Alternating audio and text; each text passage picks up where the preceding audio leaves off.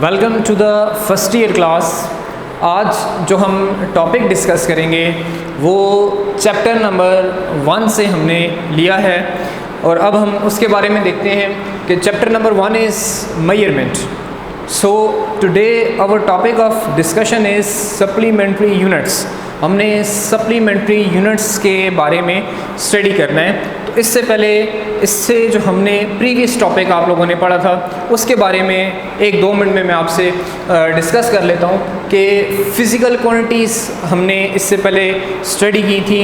What do you mean bye physical quantities? ऐसी quantities जिनको हम मेजर कर सकें उनको हम किस चीज़ का नाम देते हैं? फ़िज़िकल क्वांटिटीज़ का नाम देते हैं। एग्ज़ाम्पल आप देखें, मास है, आप मास को मेजर कर सकते हैं। वेट है, आप वेट को मेजर कर सकते हैं। टाइम है, आप टाइम को मेजर कर सकते हैं। So these all are physical quantities. वो क्वांटिटीज़ जिनको हम मेजर कर सकते हैं उनको हम किसका नाम देते हैं? फ़िज़िकल क्वांटिटीज़ का नाम देते हैं। अब फ़िज़िकल क्वांटिटीज़ को जब कैटेगराइज किया गया तो बेसिक हमारे पास 2 फ़िज़िकल क्वांटिटीज़ थी। उन 2 में एक base physical quantity and second one is derived physical quantity. एक हमारे पास बेस फिज़िकल क्वांटिटी थी और दूसरी हमारे पास जो है वो डिराइव्ड फिज़िकल क्वांटिटीज़ हैं। बेस फिज़िकल क्वांटिटीज़ कौन सी होती हैं? ऐसी क्वांटिटीज़ जिनसे दूसरी क्वांटिटीज़ को बनाया जा सके लेकिन वो खुद किसी क्वांटिटी से मिलके ना बनी हो। That is pure exist in nature. तो इस तरह की क्वांटिटीज़ को हम कौन सी कहते हैं? हम बेस फिज़िकल क्वांटिटीज़ कहते हैं। आपको पता है जो साइंटिस्ट थे उन्होंने जो सिस्टम इंटरनेशनल डेवलप किया उसमें उन्होंने 7 क्वांटिटीज़ को रखा। वो 7 क्वांटिटीज़ कौन सी थी? बेस फिज़िकल क्वांटिटीज़ थी। उन 7 क्वांटिटीज़ में हमारे पास length, mass, time, temperature, amount of substance, luminous, intensity and temperature. तो ये 7 क्वांटिटीज़ जो हमारे पास थी ये हमारे पास क्या है? ये 7 आर बेस फिज़िकल क्वांटिटीज़। अब मैं यहाँ पे वो डिस्कस नहीं करता। उसके बाद second is derived physical quantities. जो सेकंड है हमारे पास वो कौन सी हैं? वो डिराइव्ड फिज़िकल क्वांटिटीज़ हैं। अब डिराइव्ड फिज़िकल क्वांटिटीज़ कौन सी होंगी? जो बेसिक फिज़िकल क्वांटिटीज़ से मिलके बनी हो।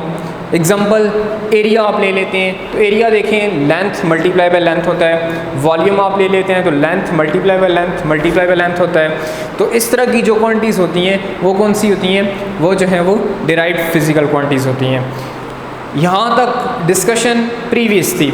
अब उसके बाद देखें कि आज जो हमने टॉपिक डिस्कस करना है वो सप्लीमेंट्री क्वांटिटीज़ का डिस्कस करना है। तो कुछ क्वांटिटीज़ ऐसी हैं जिनको ना तो हम बेस फिज़िकल क्वांटिटीज़ की कैटेगरी में डाल सकते हैं और ना तो हम उन्हें डिराइव्ड फिज़िकल क्वांटिटीज़ की कैटेगरी में डाल सकते हैं। तो फिर उसके लिए साइंटिस्ट ने एक और जो है वो कैटेगरी अनाउंस की जिसको हम किसका नाम देते हैं? जिसको हम सप्लीमेंट्री यूनिट्स का नाम देते हैं। और ये सप्लीमेंट्री यूनिट्स जो होंगी वो कौन सी क्वांटिटीज़ की होंगी? वो सप्लीमेंट्री क्वांटिटीज़ की होंगी।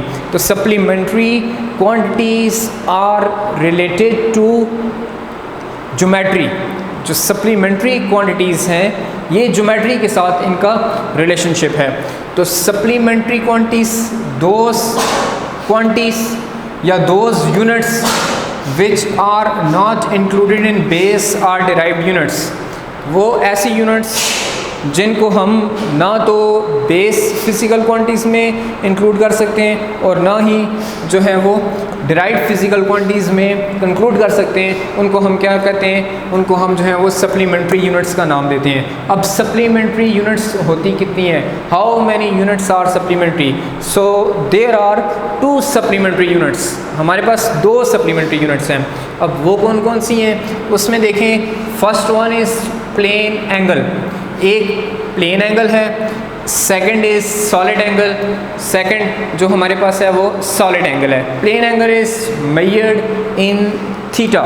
जो प्लेन एंगल है उसको हम किस में मेजर करते हैं? उसको हम थीटा में मेजर करते हैं। और जो हमारे पास सॉलिड एंगल है वो सॉलिड एंगल किस में मेजर होता है? It is measured in 4 pi. उसे हम 4 पाई से रिप्रेजेंट करते हैं।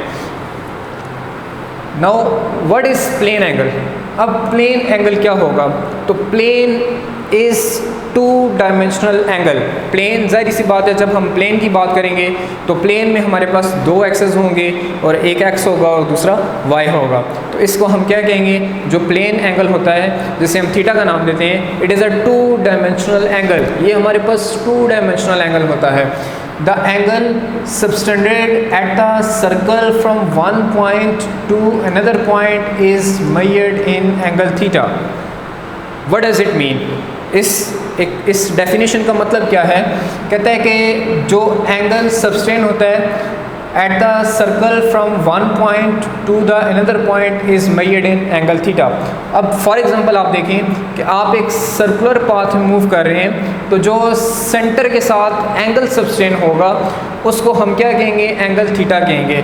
तो जब बॉडी मूव करती है, दिस इज़ पॉइंट ए, ये पॉइंट हमारे पास कौन सा था? This is point A. तो बॉडी जब पॉइंट ए से मूव करती है और ए से मूव करके किसी भी पॉइंट पे जाए, तो वो जो एंगल बनाएगी उसे हम किसका नाम देंगे? थीटा का नाम देंगे। ये फॉर एग्जांपल इस पॉइंट पे आ जाती है, this point is known as B. अब जब ए से बी तक जब मूव करके जाएगी तो ये बी पॉइंट हमने यहाँ पे ड्रॉ कर लिया, this point is B. So A to B, A से बी जो एंगल बनाएगी इसे हम किसका नाम देंगे? इसे हम थीटा का नाम देंगे। What is theta?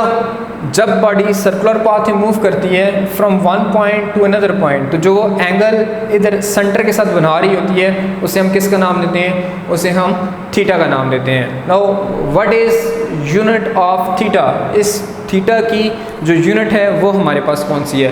तो ऐसा ही सिस्टम के मुताबिक जो हमारे पास यूनिट है वो रेडियन है। ये जो क्वांटिटीज़ हैं, चाहे फिज़िकल क्वांटिटीज़ हों, चाहे हमारे पास डिराइव्ड क्वांटिटीज़ हों या सप्लीमेंट्री क्वांटिटीज़ हों, ये सारी की सारी क्वांटिटीज़ अपनी अपनी रिस्पेक्टिव यूनिट्स में मेजर की जाती हैं। तो इसी तरह से जो हमारे पास radian is the unit of plane angle, जो हमारे पास रेडियन है ये किसकी यूनिट है? ये प्लेन एंगल की यूनिट है। Now we define what is radian. हमारे पास रेडियन क्या होगा? रेडियन कितना एंगल होता है? बॉडी वन पॉइंट से किधर तक मूव करके जाएगी तो जो वो एक एंगल सब्सटेन करेगी उसे हम किसका नाम देंगे? उसे हम रेडियन का नाम देंगे। वो फाइंड करते हैं वो एंगल कितना होता है। और हमारे पास अब आप यहाँ पे देखें, for example this is a circular path. अब हमने इसमें देखना है कि एक रेडियन एंगल कितना होगा। This is a circular path,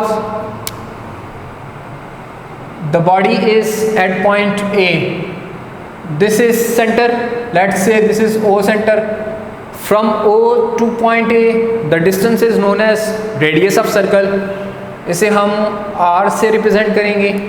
अब देखिए बॉडी A से मूव करती है और किधर जाती है? मैं कहता हूँ फॉर एग्जांपल B में, B पॉइंट पे body, this point is B, from A to B जाती है। The angle made by body is theta.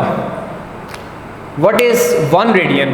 हमने 1 रेडियन की तरफ जाना है। 1 रेडियन कितना एंगल होता है? तो उसके लिए आप देखें कि हमारे पास जो O से A डिस्टेंस है और A से B distance, is that same?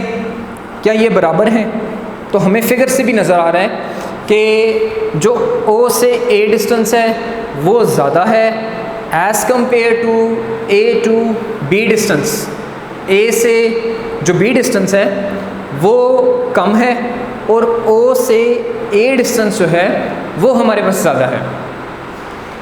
What is the condition for 1 radian? एक रेडियन के लिए एक रेडियन कितना एंगल होगा उसकी कंडीशन क्या है? वो ही डेफिनेशन भी है इसकी। डेफिनेशन को भी मैं एक्सप्लेन करता हूँ, पहले फिगर से समझते हैं कि 1 रेडियन कितना एंगल होगा।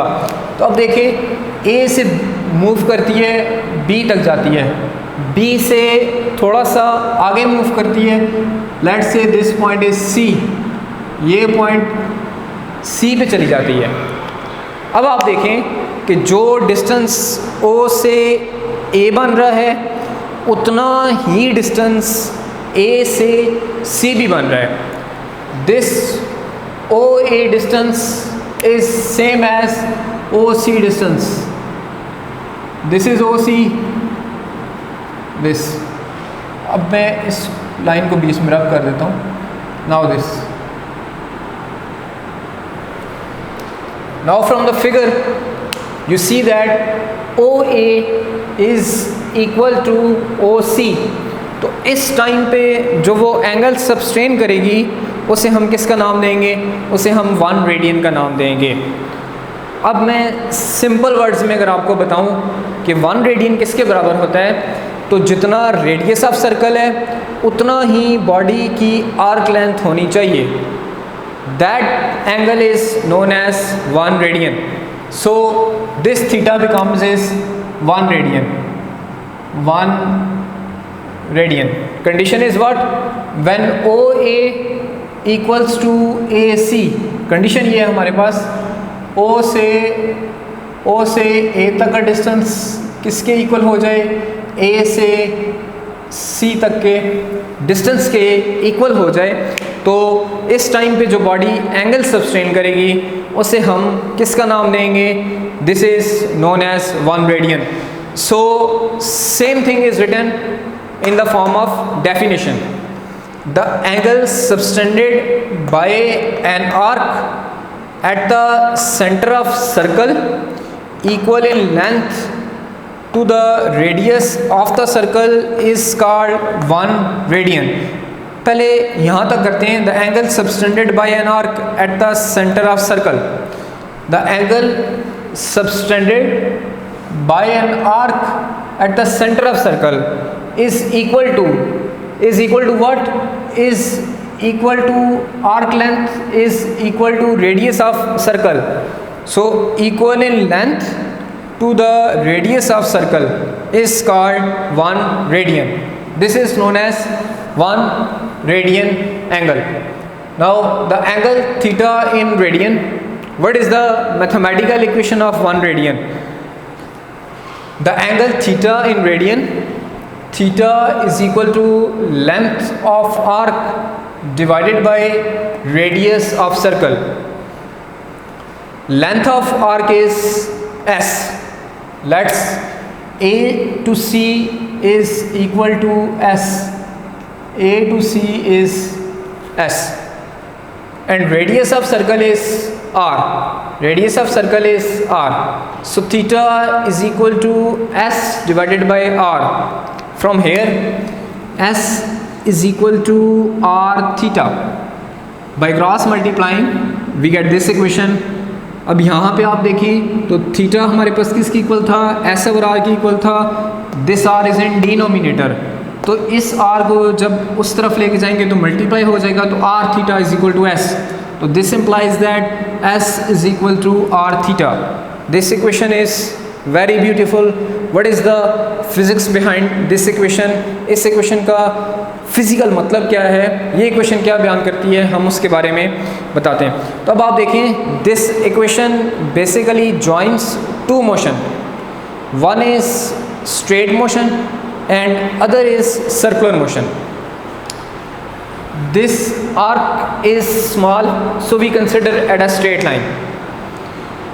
यहाँ पे S is equal to R theta हम इम्प्लीमेंट कैसे करते हैं? तो अब आप इसकी एग्जांपल देखें. तो एक सिंपल सी एग्जांपल से आपको बताता हूँ कि आप जब सफ़र कर रहे होते हैं तो रोड पे जब गाड़ी चल रही होती है तो उसके टायर्स कौन सी मोशन कर रहे होते हैं? These are motions are known as circular motion. और आप डिस्टेंस कैसे मूव कर रहे होते हैं? Straight along the road. तो this equation shows that S is equal to R theta shows what? It is the relation between straight line and circular line, or straight translational motion or circular motion. So S is equal to R theta. Now consider this equation. Theta is equal to S over R. Our focus is to define mathematical equation of 1 radian. So when arc become equal to radius, this is the condition of 1 radian. This is the main condition. When arc becomes equal to radius, so S की जगह पे मैं क्या चीज़ use करूँगा, S किसके बराबर हो जाए, आर के बराबर हो जाए। ये इक्वेशन लिखी हुई थी ना, O A is equal to A C, O A is radius, so A C is also radius. Same यहाँ पे मैंने एस की जगह क्या यूज़ कर लिया, आर यूज़ कर लिया।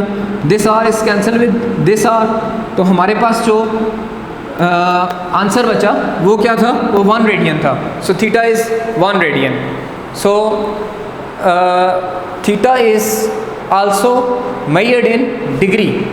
हम डिग्री में भी थीटा को मेजर करते हैं। तो अब आप देखें कि हमारे पास जो थीटा है वो डिग्री में कैसे मेजर होता है।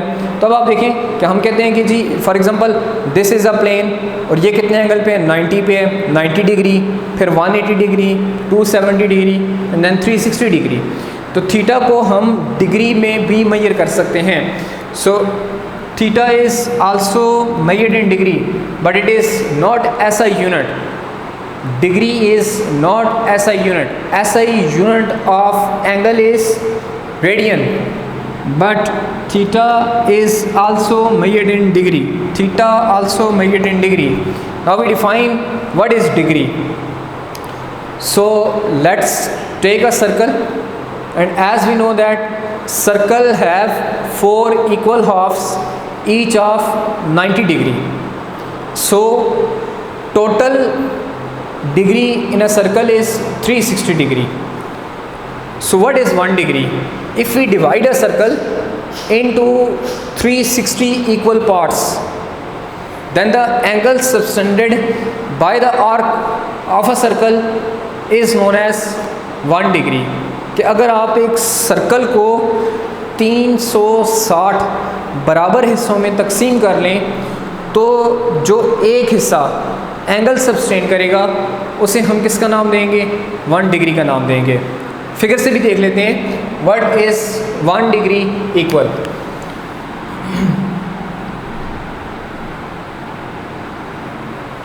सो here it is a circle, we divide in 4 equal parts,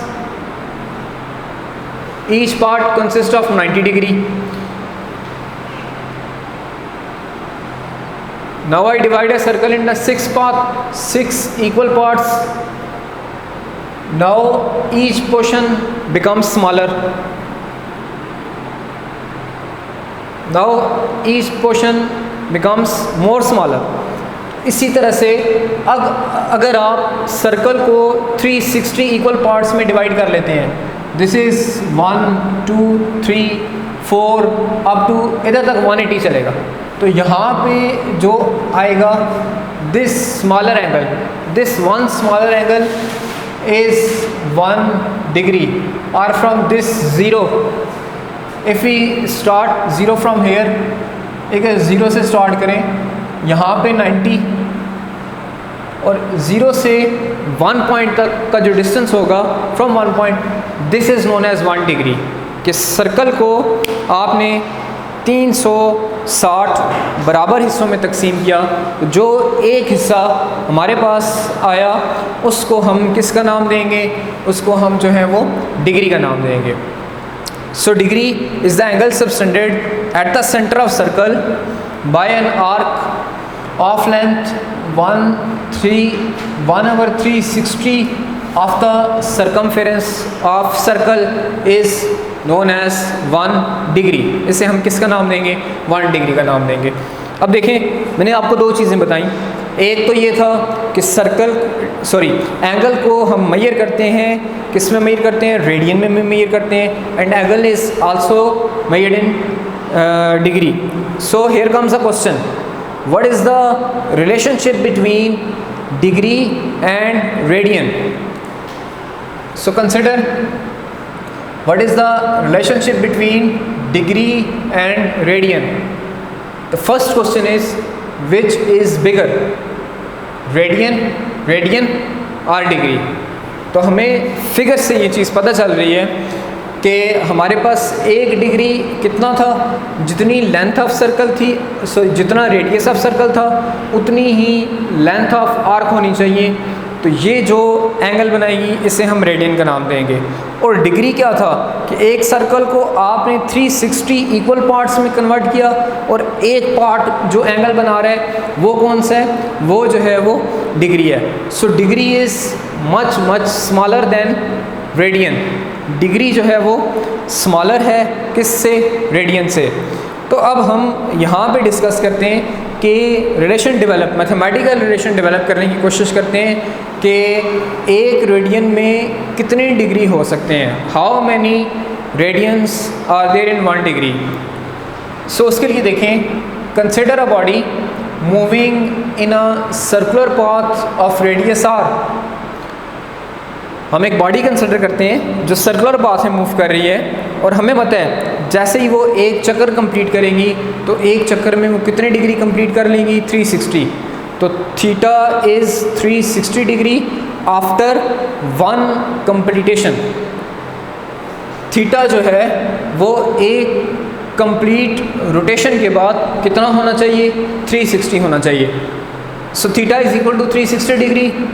this is equation number 1। Now as we know that theta is equal to length of arc divided by radius of circle, which is the definition of radian, length of arc divided by radius of circle.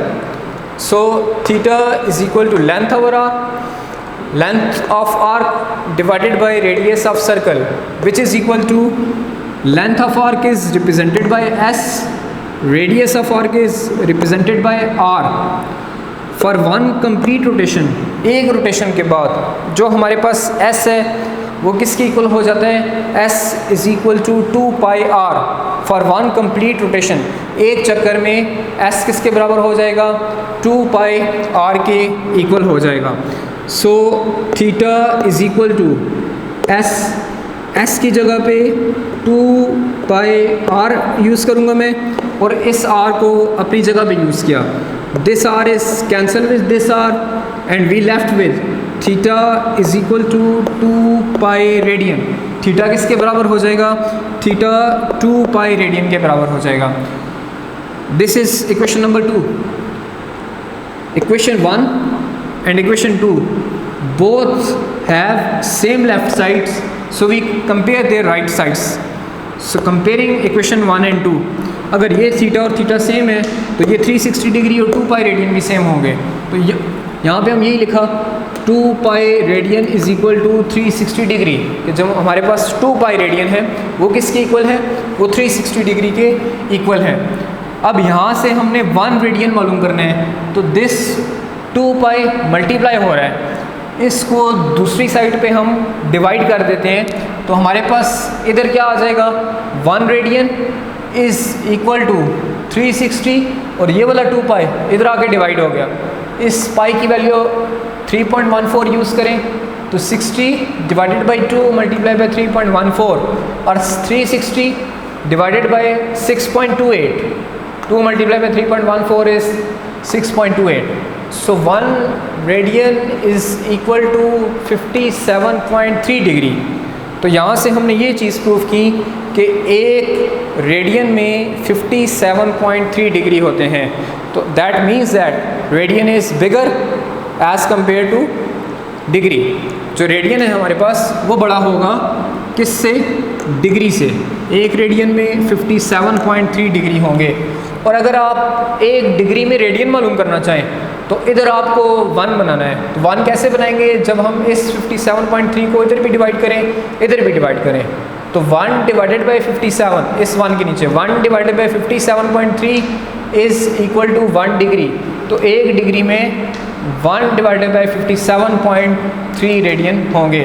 तो degree छोटी unit है और radian हमारे पास कौन सी है, radian is bigger unit. Now comes towards the second supplementary unit which is known as solid angle.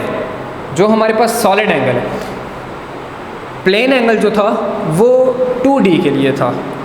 अब जो सॉलिड एंगल है, सॉलिड एंगल हमारे पास 3 डायमेंशन के लिए है। So what do you mean by solid angle, solid angle क्या होगा, तो उसके लिए आप देखें, आप ये इमेजिन करें कि आप एक फ़ुटबॉल के अंदर हैं you are at the centre point of a football is a spherical body. तो इसको आप अपने माइंड में इमेजिन करें कि आप एक स्फीयर के बिल्कुल सेंटर में हैं। तो अब सेंटर से आपका जो डिस्टेंस बन रहा है सरफेस तक, वो कितना होगा? This for example this point is centre 1 and this is sphere. ये हमारे पास एक स्फीयर है, तो सेंटर से एक पॉइंट इधर तक आएगा और स्फीयर से second point is this one, ये एंगल बनेगा जो सॉलिड एंगल बनता है। दिस इज़ लाइक अ कोन, ये हमारे पास कोन की तरह होता है। तो अब आप देखें कि ये एक पॉइंट है और दूसरा पॉइंट बिल्कुल इस तरह से दिस।